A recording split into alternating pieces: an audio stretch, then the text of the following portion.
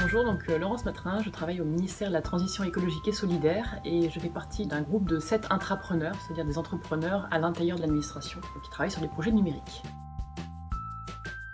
On a commencé à regarder un petit peu ce qu'on pouvait faire avec le numérique et ce qu'on pouvait faire avec les citoyens, en partant du constat que de plus en plus de personnes ont maintenant un smartphone et plus seulement un téléphone. Il y a plein de domaines dans nos ministères où on faisait déjà appel à des observations du grand public et on s'est dit là il y a un potentiel formidable en fait pour pouvoir créer des choses ensemble, des communs numériques, et si on l'exploitait mieux.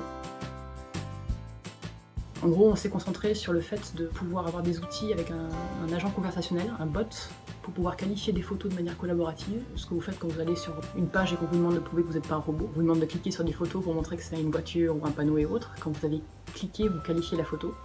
Et en fait, de la photo qualifiée, c'est la matière première de l'intelligence artificielle. Premier résultat, on a une communauté. Le fait d'animer des contributeurs et de les recruter avec un bot, ça marche bien. On l'a fait sur des jeux de photos pour repérer l'orientation des toits et donc calculer automatiquement un potentiel de production d'énergie solaire. Là, on travaille avec des startups de la mobilité pour repérer sur des photos de rue en fait ce qui peut être un obstacle pour les gens qui sont en situation de handicap.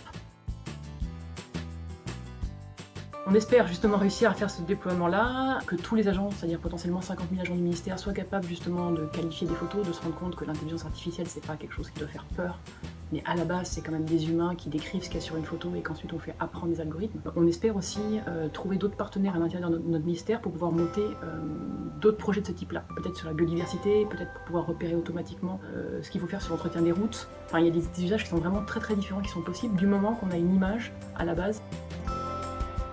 Ce qui est vraiment important quand on est innovateur et agent public, c'est souvent qu'on a des périodes de doute. Ce qui est très important, c'est de travailler en communauté et qu'on soit suffisamment nombreux pour ne pas avoir les doutes au même moment. C'est-à-dire en fait d'avoir une communauté de gens qui sont en soutien.